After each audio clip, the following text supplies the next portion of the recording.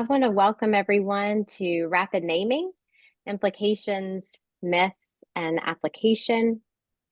Before we begin, I want to provide you with some housekeeping information. So you may use the chat, but that will send a message only to the host.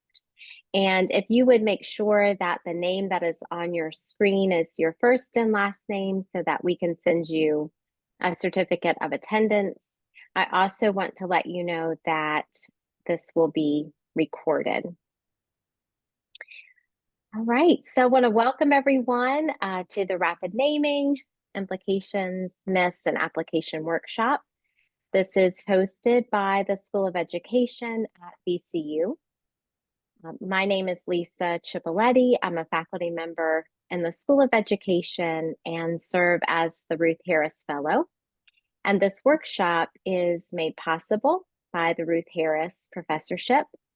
Dr. Liu and Ruth Harris were committed to supporting the needs of school children with dyslexia and the professionals who support them. As we begin, I want to introduce our speaker, Dr. Erin Pzinski, who is the K-12 Literacy Facilitator for Weston County District Number 1 in Newcastle, Wyoming, the founder of PZ Literacy, a national letters facilitator, and a graduate of the Reading Science doctoral program at Mount St. Joseph University. Erin also serves as a founding board member for the Reading League Wyoming. Erin is passionate about using data to make decisions and provide early interventions. I will turn it to you. Thank you, Erin. Thank you, Lisa. Thank you so much for having me. I am so excited to be here with you all. It makes my heart so happy to see this many people excited to talk about RAN, one of my favorite things to discuss. And you're going to figure out why I think this is such an important topic as we are working through this, the slides here. So that is me. But I started to notice something a few years ago, and I felt the same way that I saw a lot of other people feeling. People were asking questions about rapid naming. What's RAN? What am I supposed to do with that information? I hear people talk about it. We might have a student that somebody would bring up in a data meeting that maybe that's what's going on with them, but we just really didn't have a lot of information as educators. And so I started to notice some things on social media, and you can see some of these. I like the spot it game. Is there a connection between poor RAN and slow processing? Are they the same thing? Do we have a program that helps with RAN? Can anyone recommend a podcast about RAN? I have a student who's struggling with this, and they will, there's some common statements we see them coming from, but this went on and on. Are they seeing a speech and language pathologist? Could it be medical or brain fog or all of these questions? And so I started collecting this, and a lot of people were looking for what to do when they found these students that they suspected might be struggling with whatever this thing we call RAN is. So I wanted to learn a little bit more about it. So, the motivation for this talk came from a survey that I completed as part of my dissertation project at Mount St. Joseph. I wanted to know what elementary educators like myself know about RAN and its relationship to reading and instruction. What does it mean? And what do we do when we see that data?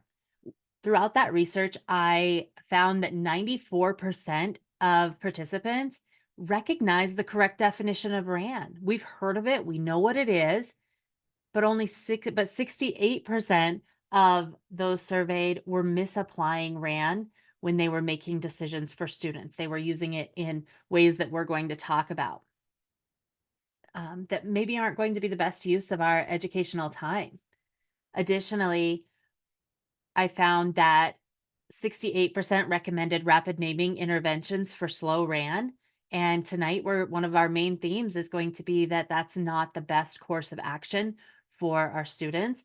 55% stated that rapid naming interventions can improve overall reading, and 56% identified RAN as a skill that can be taught to prevent later reading difficulties. And I want us to pause for a second and think about that. Why wouldn't we, as educators, we give a test? If I give my students a test on telling time and they struggle with telling time, tomorrow I'm going to teach telling time. So we use our assessments that way all the time. However, RAN is a little bit different. This is more of an indicator of risk than things like the skill, like telling time, might be. So we have to know how to handle it differently. And we're really going to get into that as we work through this hour together. So we're going to start with talking about what RAN is, misunderstandings that around RAN, and clear some of those up. RAN and reading development. We're going to look at a case study, and we're going to use RAN to inform our instruction, or what are we going to do instructionally after we find out that a student struggles with RAN. So the first question that we have to answer is, what is RAN? Well, I put this check engine light up here to help me remember something that Dr. Elizabeth Norton says about RAN, and it's one of my favorite analogies that I've read in this research. RAN is like the check engine light. And if the check engine light is on in your vehicle, do you take it to the shop just to have them shut off the check engine light? No, we don't want them to just shut off the check engine light. We want them to fix the issue. It's an underlying issue. Now, I will tell you, at the same time, at the Pzinski household, we have a vehicle that we drive that has had the check engine light on for the last 100,000 miles. I think it's now just a goal to see how long we can drive this. And it's plugging along and we're doing okay. But we're probably not going to go on a road trip without thinking of what we need to be doing. We're paying close attention when we're driving that vehicle. That check engine light tells us that there might be an underlying issue that we need to pay attention to. And that's what RAN's going to do for us. And we're going to talk just a little bit more about that. When we get to that case study, you'll really see what that can look like in our we're going to look at what RAN might, what these assessments might look like. Now, they might be similar, they might be different, but there's a couple key components that we have to keep in mind. Now, we can use colors and objects for rapid naming. And I'll be really clear, what I am using here is Acadience because that's the universal screener that I use here in Wyoming. However, you're going to see that they look pretty similar to others. And so when we start looking this next slide, you're going to see what that looks like on Acadian specifically. So you're going to see some screeners that have colors and objects. This is because RAN can be used before a child starts to learn their letters and numbers. So you might see that. I will tell you that that is not quite as strong at predicting later reading as letters and numbers. Still a good predictor, but not quite as strong. Then you see the letters and numbers. And let me show you that the Acadian's version of this, you're going to see something similar in any RAN task that we're seeing in universal screeners now. You might have an object, you may not have objects, and you might have letters or numbers or one of each of these, quite possibly. Down at the bottom, you also see that I've included a practice section. That's one of the important components here. The students need to be reading left to right. It needs to be arranged in an array like we see here, and they need to be pretty familiar with the stimuli. So they need to know the numbers 3, 4, 2, 7, and 6 in order for that to be a valid measure. If they're completely unfamiliar with their letters and numbers, that's the first step. That's not going to work. That's why we have those colors and objects as well. So they need to know the letters or numbers or objects that you are using, and you can instruct them on that at the beginning. Of course, you'd follow whatever that assessment has for directions. Important pieces that we see here. Now, they have done some research looking at how we measure this, and most of the ways that we're measuring or timing this come out pretty similar. Some Assessments that you will see will measure for a minute and see how far they make it. Others will have them complete the page and time how long that takes. And then there's even been some that, and these were done in laboratories. I don't think I could do this with the kindergartners and first graders at my school, but they would time how long it took them to answer each individual item. And what they found was pretty similar across those measures. So your assessment might vary in that way. Let's take a look at where this came from. RAND started out actually being used with an adult patient that Norman Geschwind had with acquired dyslexia. And so he created this original RAND assessment and noted that that patient really struggled with the task of naming these letters in an array.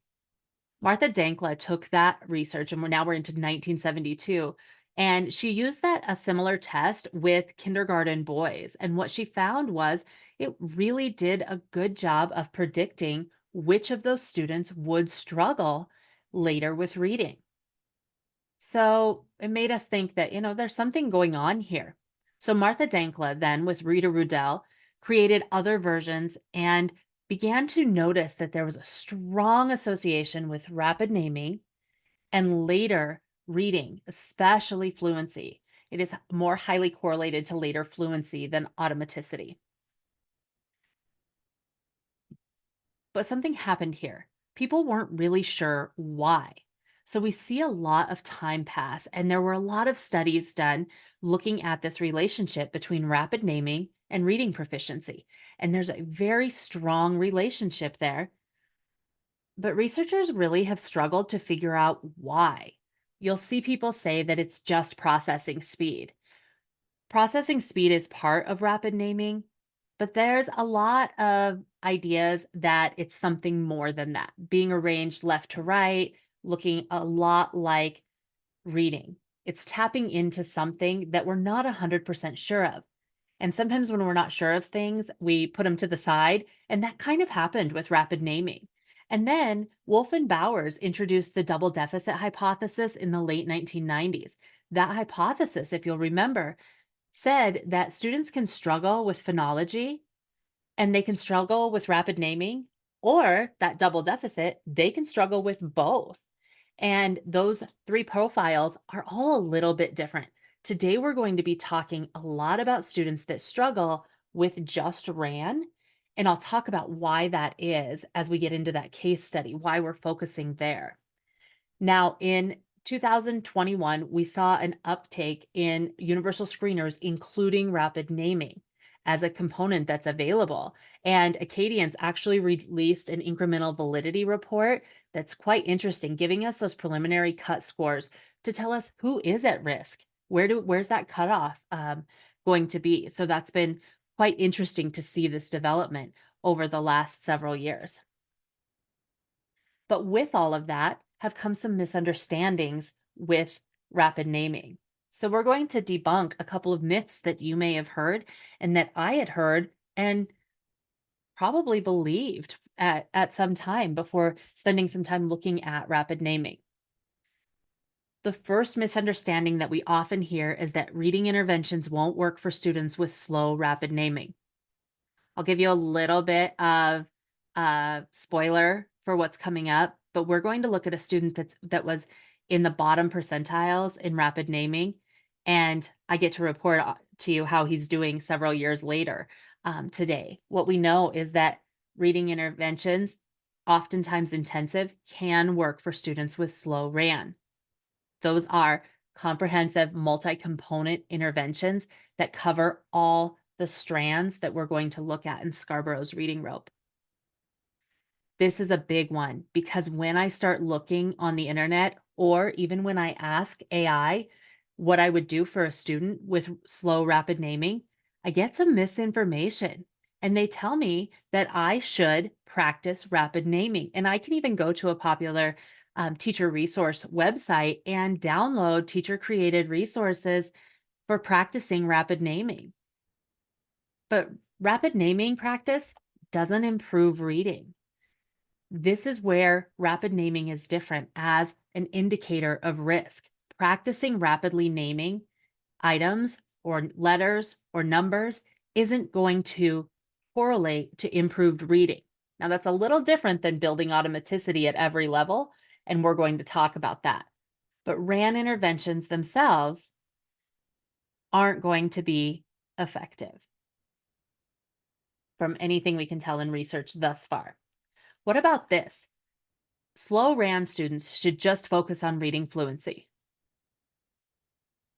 Well, reading fluency practice is rarely the best intervention for struggling readers. That you could kind of stop there if we wanted to, but especially struggling readers with slow RAN. We're going to talk a little bit more about this later in our presentation, but we know that these students need to develop fluency, or I really like the term automaticity, with foundational skills. So jumping right into repeated reading, practicing, going faster isn't going to be necessarily the best intervention for these students. That doesn't mean it's never going to be the intervention for these students, but we're going to come back to that question a little bit later. Right. Let's take a look at what the impact of RAN is on reading development. Now, we're probably familiar with Scarborough's reading rope. We see this around quite a bit, looking at the individual components of reading, of skilled reading. We see that this includes that language comprehension side with background knowledge and vocabulary and language structures and verbal reasoning and literacy knowledge, all very important. And then also those three bottom strands that we see that are on the word recognition side: phonological awareness, decoding, and sight recognition. To be very clear, sight recognition means we can read those words as if by sight. We throw that term around in education a lot, where we have sight words, high frequency words, irregular words, rule breaker words, heart words. But when we talk about sight recognition using Scarborough's reading rope, we're really talking about words that we know as if by sight, meaning that your brain has done the work to orthographically map and decode these words so that you read them as if by sight. So what does this look like for a student who has slow rapid naming? Well, it can look a couple different ways. Language comprehension may be intact for these students, and oftentimes it is. However, if we're talking about an older student, then they may have started to experience where we see that explosion of growth in vocabulary and syntax skills after third grade. However, if the students are not decoding, or if they're decoding very slowly, then they might not be experiencing the same amount of text as their peers. And then we see that language comprehension start to fall. They could also have other issues in language comprehension. The foundation strand, we know for students with slow rapid naming, every one of those strands is going to be a little bit frayed. And when the strands are frayed, then skilled reading isn't going to exist at the level that we need it to as we're working to support comprehension. And we're going to talk about what a frayed rope would look like for those students. So, in other words, when we are comparing typical readers versus struggling readers with slow RAN, we see this nice, tightly wound rope on the left. Phonemic awareness is in place, letter identification is in place, they're decoding, instant word recognition, creating those sight words or sight recognition. For students with slow RAN, we're going to see some difficulties in every layer, and they might need, and probably do need, more time in each of these areas. Now, we're going to come back after we jump into the case study, because that's my favorite part of what we're talking about. We're going to come back to what we would do and what the instruction looks like in each of these layers. But first, I want to introduce you to a student. This is a case study that started when this student was in early kindergarten. And names have been changed.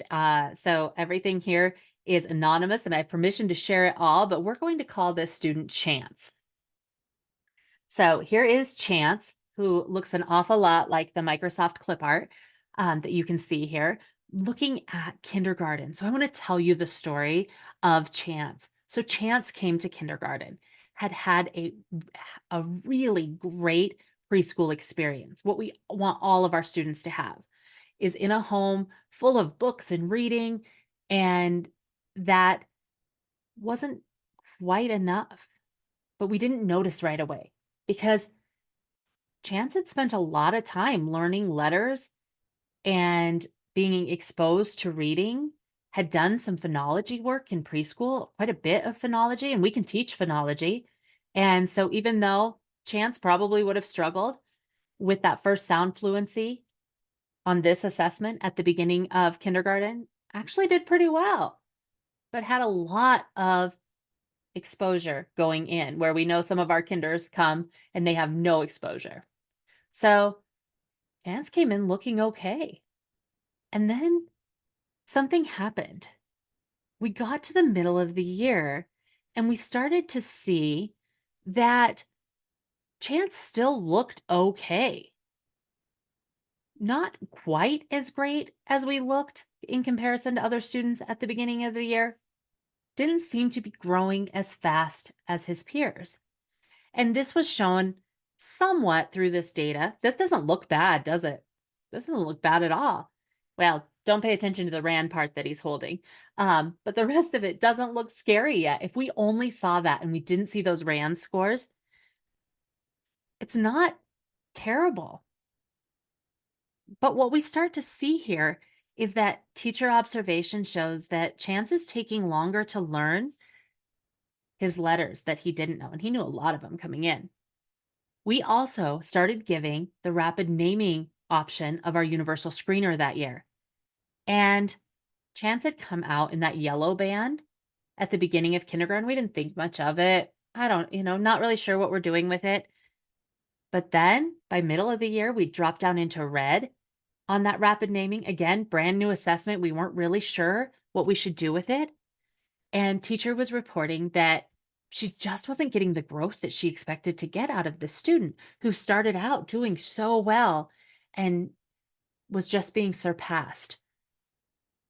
And you can see at the end of the year, we still have that extremely slow rapid naming. However, other things looked okay.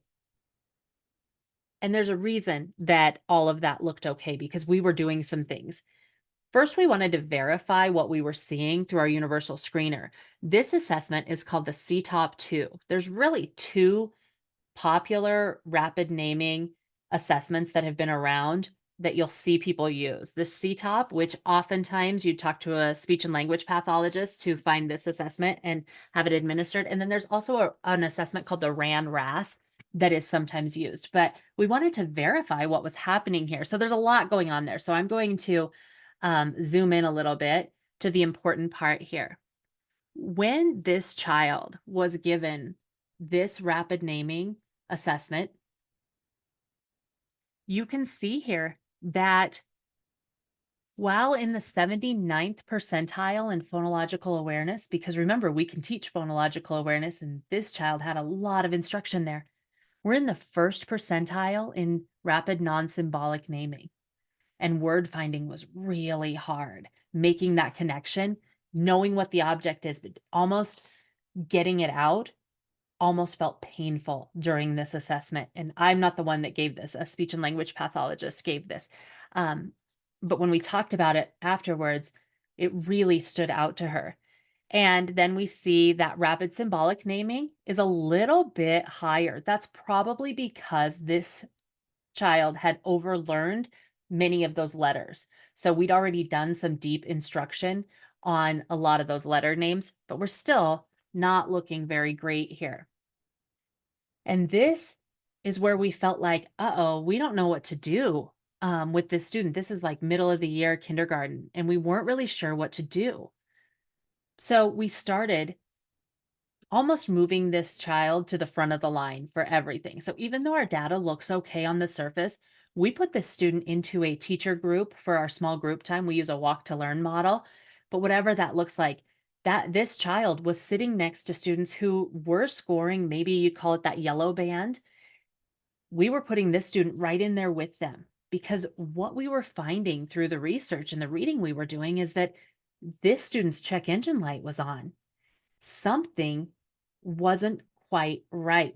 And we wanted to prevent that later reading difficulty. It was almost like we were given this crystal ball. And now I can say that looking back because we've learned about this. At the time, we weren't really sure what we were doing, but it was like we had this crystal ball and we could say, oh no, this is a student that's really going to struggle in second and into third grade. What are we going to do? He looks great on his screener. What do we do with him? What we did is we gave him that extra dose of what they were doing in tier one. If they were learning CVC words in tier one, he got to do another shot of that in small group time with one of our classroom teachers. And we kept him in that, even when his data showed that he was scoring okay. Because remember, his growth is not at the rate of his peers. So there's that risk of him falling lower. So let's look at what first grade looked like. We came into first grade. A lot of work was done over the summer to maintain this. I will tell you that sometimes that works. It depends on families and where they're at and who you're working with. This was the result of a lot of work over the summer to maintain that. These students will slip over the summer. And we see a lot of summer slide in our data for them. So then we see, and let me remind you, at the end of kindergarten, let me go back to here. At the end of kindergarten, this student was at 41 correct letter sounds and was reading 6 whole words. So was able to automatically read 6 whole nonsense words. Then coming into first grade, we slipped a little bit to that 4 whole words, but we're kind of holding our own here. This isn't a student that would have set off our alarm bells if we didn't know about that check engine light. We knew from kindergarten that this student we still had to be paying attention to because first grade is a big year. There's a lot to learn.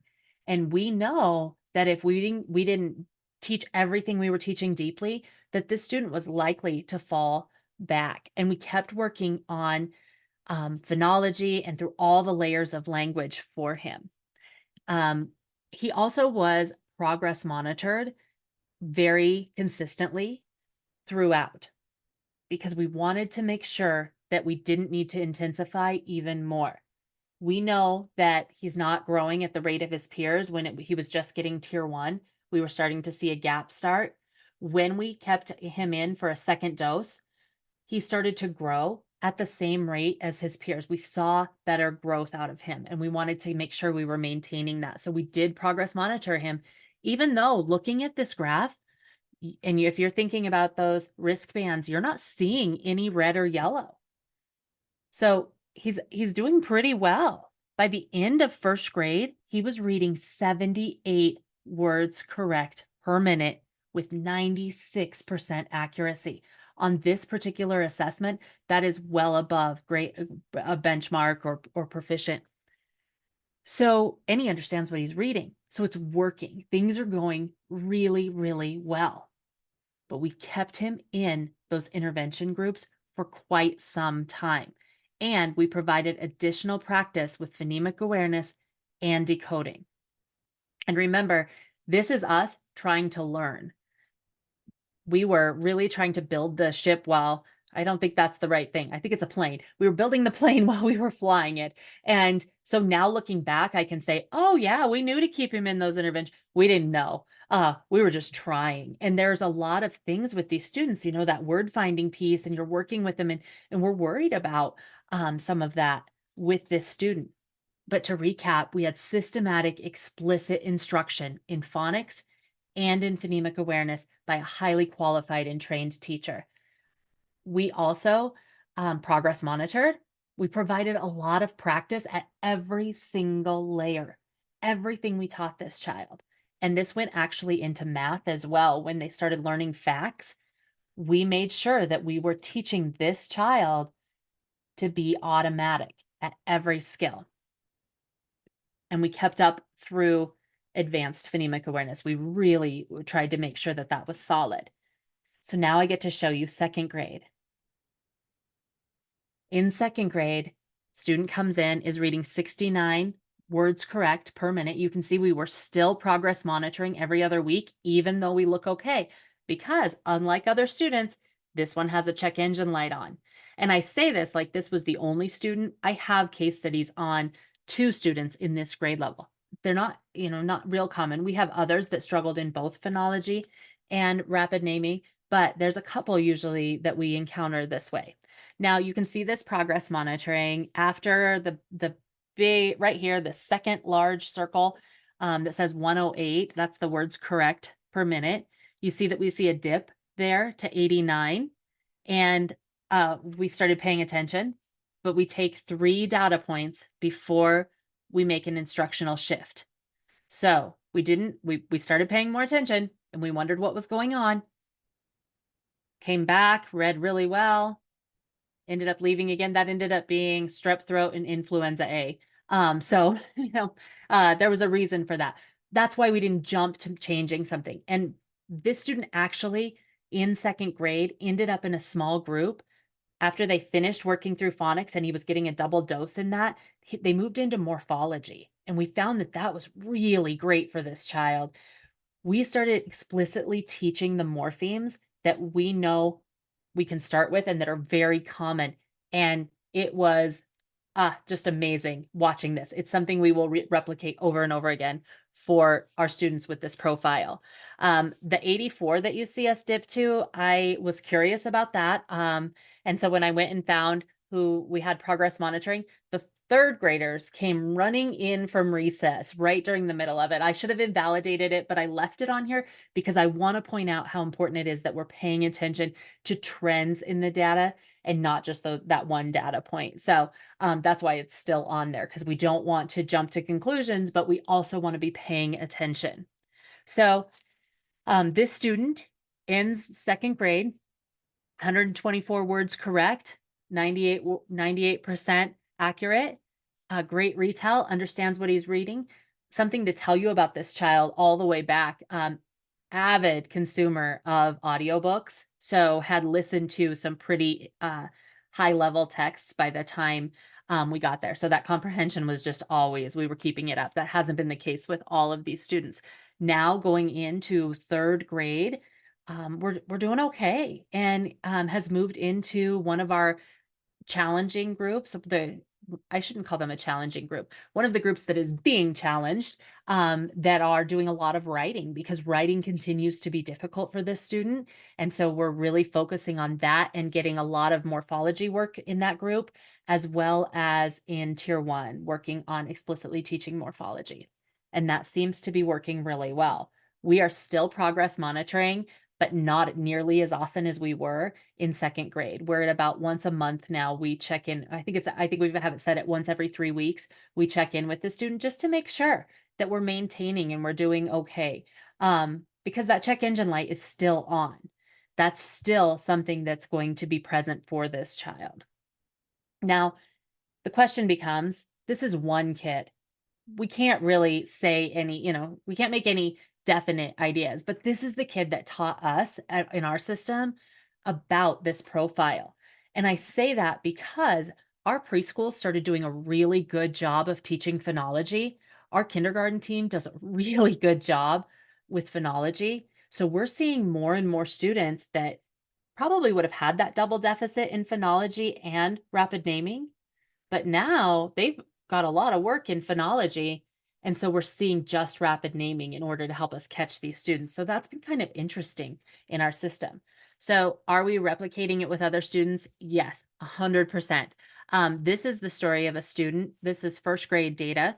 And we pulled back. We pulled back a little bit sooner and didn't keep this student in a teacher group for the end, I think starting in about March of first grade, and we saw fluency slide. You can see that we ended up um, good overall, but we have that 40 words correct per minute. And now this child is a second grader, and we are working very diligently with her to make sure that all those strands are solid. And we're going to talk about that instruction and what that looks like and what we're doing for her and others. So we're paying closer attention to this RAN component of our universal screener, because it's not indicating that we're going to teach these students RAN. It's telling us which ones we just need to be paying more attention to. So this is the system that it kind of describes our process. All K1 students are screened for slow RAN. Some screeners use beginning of the year kindergarten. I will tell you that using Acadian's RAN, I end up with a lot of a valid measure wasn't obtained because sometimes the kindergartners at the beginning of the year are like under the table, and it's hard to score when we get there. So about this time of year and into the mid-year, I can get a valid score on those, but for sure that middle of the year. So if we notice on our universal screener that the student has slow RAN and has weakness in letter ID or phonemic awareness, then we move that student into an intervention. We progress monitor weekly and we get them a lot of practice. Those were students we were already catching, as many of you might be. Those are students that were already standing out to us. But if we have a student who's struggling with slow RAN only, so it looks okay on letter ID, looks okay in phonemic awareness, which a lot of times we can give that credit to our preschools, then we're still going to pay attention to them. We progress monitor them every 2 to 4 weeks, and we watch that growth and intervene as soon as we see their growth start to fall. Then we move and we get in there. Because we have that walk to learn system, it gives us a little bit of flexibility in putting those students in teacher-led groups. We're having to really think of that RAN score as predicting later reading. Even if everything looks okay in their kindergarten classroom right now, things are going okay, we are paying attention if we know that that student has that slow RAN score. Now, sometimes people will ask, well, does RAN improve? And what I can tell you about that third grade student is yes, his RAN has improved, but so have all the rest of the third graders. So he's still in those lower percentiles. When we teach students how to read, their RAN generally improves, but it didn't change the percentile necessarily. He really has stayed in that. uh, I don't think it's ever been over that 16. I think it's really been in that lower side um, of the percentile. So it's not something that he will outgrow. It will always have a little bit of an impact, but we've really mitigated that with instruction. Fact fluency in math took a while, but if he overlearns it, he's got it. And then we're doing okay. But we have found that he does need just a little bit more time with those. So, what does this mean specifically? I gave you very broad things that we are doing for these students. Let's talk more specifically about what that instruction looks like. Now, one of the questions that you might be thinking about from what I said earlier is, why aren't you practicing reading fluency? You just showed us a second grade student, and the only area that she's falling in the end of first grade data is in her fluency.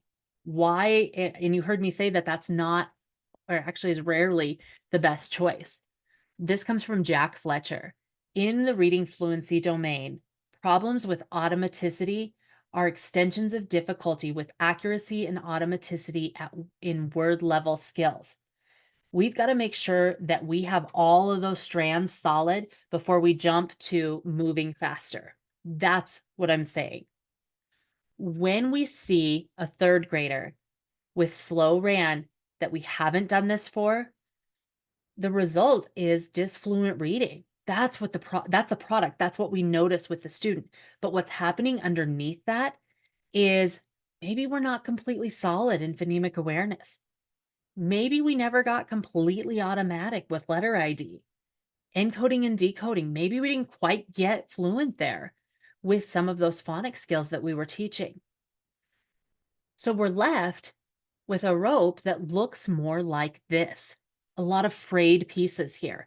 So then in third grade, when we expect to see that final product of skilled reading, it's not quite there. And generally, we're seeing that through a lack of automaticity or fluency. So what do we do for these students? And this is the question that I needed someone to tell me the answer to when we were started encountering that student as well as others, because we started giving that assessment. Two things I want you to remember that these students need: high intensity and more practice. We can say it over and over and over again. High intensity, more practice, high intensity, more practice with everything they're learning. Structured, multimodal, high response rate, individualized. I'm going to give this student as much exposure as I possibly can to the skills that we're learning. And I'm going to do that through blocked practice to mastery and make sure that they know it. So say that we're talking about silent E as a phonics skill.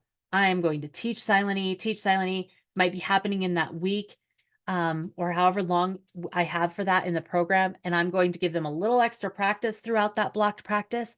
And then I'm not done. I'm going to come back, let them forget a little bit, and then we're going to practice again. Let them forget a little bit, do something else, practice again. That interleaved practice is going to be crucial for these students. So we teach it, and then we keep coming back to it and giving them multiple exposures. This is actually really good for a lot of students that don't have slow RAN.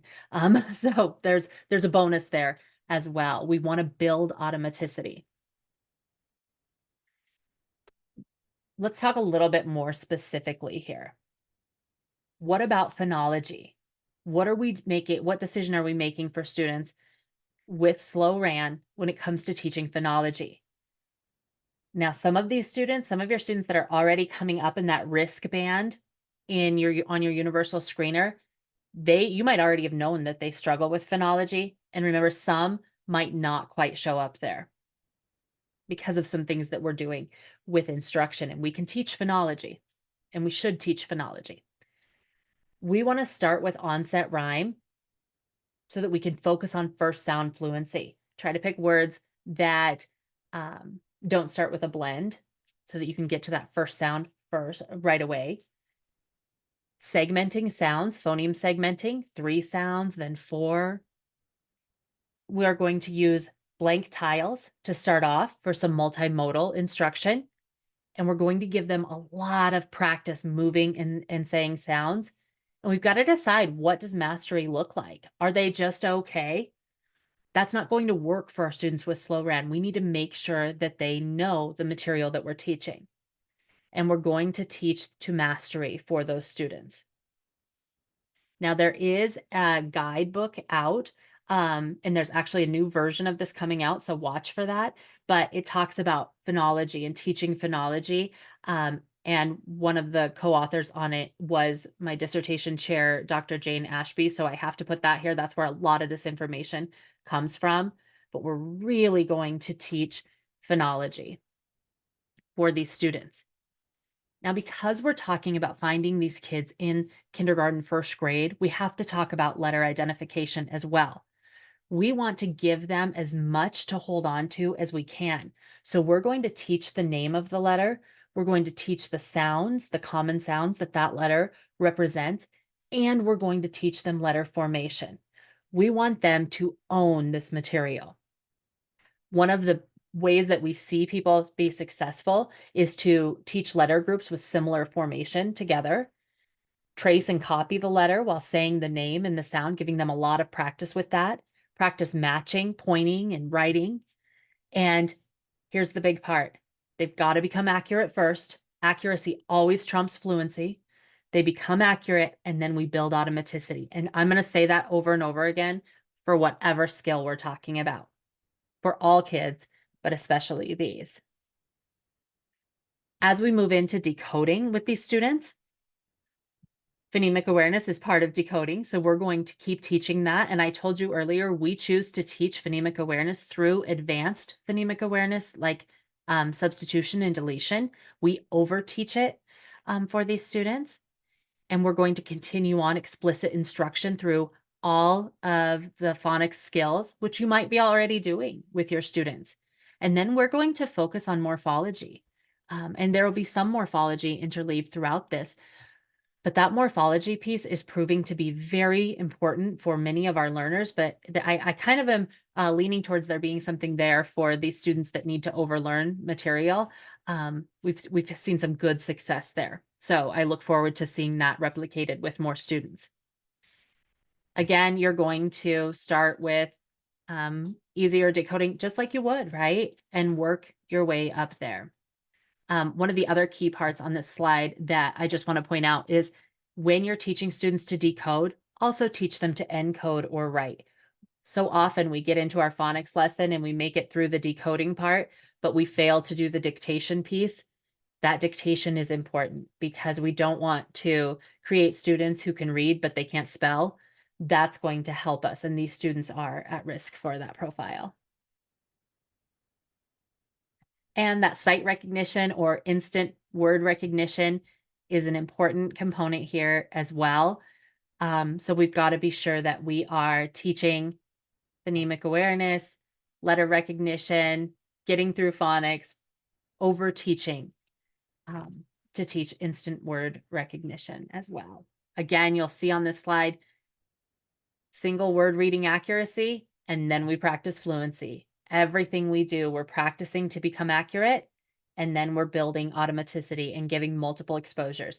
I always think when we're working with these students that when I think we're done, I give them just about one or two more exposures to it just to make sure that we've got it. And we want to be sure that we are tracking accuracy for these students, paying close attention that they are staying accurate. So essentially, to sum that up, here are our foundations of fluent reading. They're going to become accurate at every layer, and they're going to become automatic at every layer. That's good practice for all students. It's crucial for students that you see on that screener that have slow, rapid naming. So when we think about what this means, we have to be very clear that even though you are seeing or maybe seeing some materials out there or some misinformation about teaching RAN and practicing rapid naming, it is not what research tells us is the best use of your time for these students. These students need interventions that cover all components of reading and are very deep so that we are teaching every layer of language very deeply for these students and they can be successful readers as well. So I talked about effortful retrieval. Now we're going to engage in a little bit of that because nobody would love it if we didn't have a quiz at the end. So we're going to have a little knowledge check, true, false. I'm just going to trust you. If you want to tell Lisa your answer, you can put that in the chat box for her, but you can do a thumbs up. You can just think about that. But we're going to go through these one at a time. Slow RAN is predictive of persistent reading difficulties. Right? I see some thumbs up. Yes, slow RAN is going to predict. It's like your crystal ball. It is so helpful at looking at what's to come so that we can provide students with early intervention. Slow RAN alone means that that student will never learn to read fluently. Oh, I see some, yeah, I see that. Right. We looked at a case study. We're working on more case studies that we're showing, and not all of them are created equal. There's some students we're having to work harder at than others, but we know that they can become fluent readers. Practicing rapid naming is an ineffective intervention. Yes, that's a hard way to word that. Practicing rapid naming is ineffective. So we're not going to practice rapid naming. Reading fluency practice is usually the best intervention for students with slow RAN. No, it seems counterintuitive, but that's not usually going to be our first go-to. You might get there after you've made sure that all those strands are solid, but that's not going to be our go-to. Students with slow RAN may need extra practice to become accurate and automatic with foundational skills. All right, I see some thumbs up. All right, yes. Now I put this in here because I think we have to be really clear about this. While building accuracy and automaticity with foundational skills, addressing the top strands of the rope through read aloud, audiobooks, and other classroom activities is essential.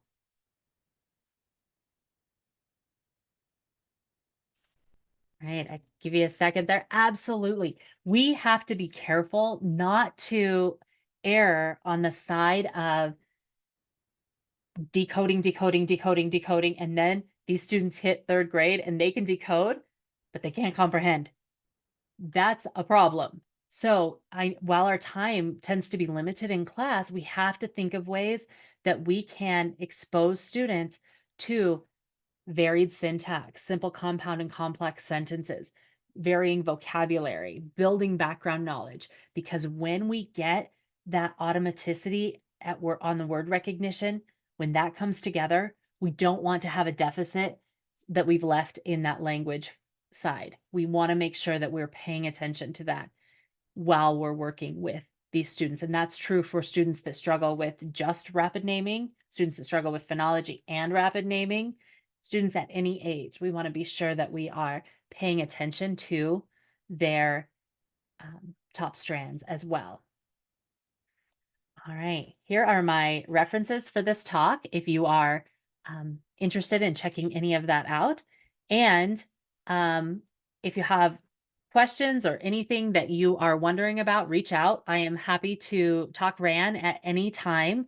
I just really appreciate you being here and being such a great audience. And I hope that you have a few questions for us and that I can entertain. We'll check in with Lisa and see.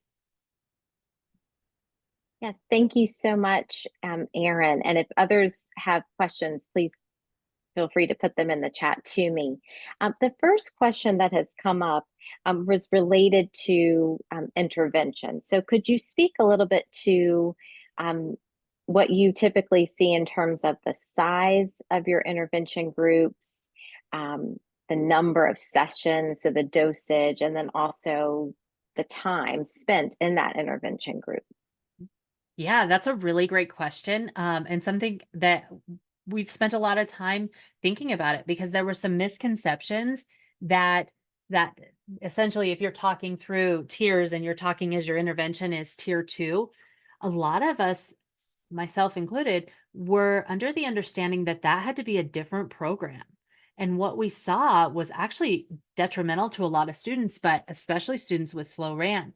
What would happen is the students would be learning something like silent E in tier one with their classroom teacher, and then they would go to an intervention or a small group and they'd be talking about something completely different. So instead of giving that deep teaching, we were seeing it was a little more scattered. So one of the changes we've made is doubling up in kindergarten and first grade so that they are getting tier one, and then those students that we know struggle are automatically getting that second dose in small group or intervention time, which could be title reading, it could be our walk to learn time. Now, when we think about looking at a student's progress monitoring and noticing that they're not making the growth that we need them to be making in order to meet that goal, a lot of times we see an aim line on there. We have to think about how to intensify. What are we going to change for that student? And I used to always think, well, we have to teach them, maybe it's a different program and we'd have all these materials. Well, essentially, what we can do is intensify by adding more time, making a smaller group size. Sometimes we found that the time that we spend paying attention or on task has been problematic. So sometimes it's the grouping of students that happen. So ideally, our goal in our small groups, regular tier two, small groups, we try to keep, and these are for our walk to learn groups, we try to keep 5 or 6 students per adult in those students that need the extra dose. When we intensify that, so sometimes you might be thinking like title reading or some sort of an intervention, we try to limit that to 5 or 4 students to an adult. And when we get into that tier three, we're talking 3 or less students per adult. And the first time that we made the shift to that, it was really uncomfortable because we want to get students in there for that extra help. But essentially, when we overload that small group, we are taking that intensity away. So those sometimes can get hard to manage. And if we're seeing the need for a lot of intervention in our systems, we have to really think about providing some of that in tier one if everyone needs it. Did I answer that whole question? I get real excited about that. Yes, thank you. A couple of questions have come in the chat related to specific programs. So now you just sort of touched on that, but um, some of the questions are about whether specific programs are more appropriate to use than others for students who, only have slow RAN. So is there anything you could speak to about clarifying that? Yeah. Um, I would say that there probably are some programs that I would stay away from. Of course, I'm not an expert on all reading programs by any means, but what I can tell you is that I would be looking for something that has a really solid scope and sequence and does a good job of explicit instruction in phonics skills. And then I also would be making sure that we are paying attention to those top strands, building background knowledge, vocabulary, syntax, that's all important as well. So I think the best thing I can say about that is to find a program that does a really good job of both of those things, which can be hard to find. I will tell you that we have split this year and we have a different program that is addressing the top strands in language comprehension in our K2 side that actually matches what we do in 3-5. And then we have put in a really strong phonics program that we used, Orton Gillingham based phonics program that we used to use in tier 2 and pulled down into tier 1. And now we use it across the 3 tiers with more intensity and more time in that. And it seems to be working really well. I'm well aware that it's October, so that's a little hard to say right now, but I'm very optimistic with the data that we're seeing come out of that because prior to this, something happened in our school district that you may have experienced. We had a program that was labeled reading science. It had the pieces that it needed. And then what we found when we dug into it is it didn't actually have what our students needed to be successful. So we actually changed up our curriculum based on the data that we were seeing. Thank you. And would you also just clarify that um, you were providing instruction, whole group and small group? Mhm. Just to clarify that what you're teaching in whole group, you're also then reinforcing in small groups. Yeah. So if I'm walking you through a student right now that's receiving that, they are with their classroom teacher. Like in kindergarten right now, I can't tell you exactly what letter they are on. That there or letters that they're working through. They're practicing learning letter ID right now, and we're seeing a lot of success with that. They're starting to read some CVC words, whatever that looked like in tier 1 they are replicating portions of that. What we're finding, we have about a 30-minute block for Walk to Learn where we flood classrooms or grade levels. And that time is best spent with phonology and then moving into decoding as we're, we're in kindergarten. So as we're building those CVC words, we have a lot of students reading CVC words right now. And we also spend time in dictation has been at the single letter level so far, but they are now dictating CVC words in there. So we're trying to really capitalize on the parts of those lessons that we need additional time. And a lot of our teachers also pull some of those students for a little bit of small group time. Might not be every day. They might get to them a few times, depending on what time looks like.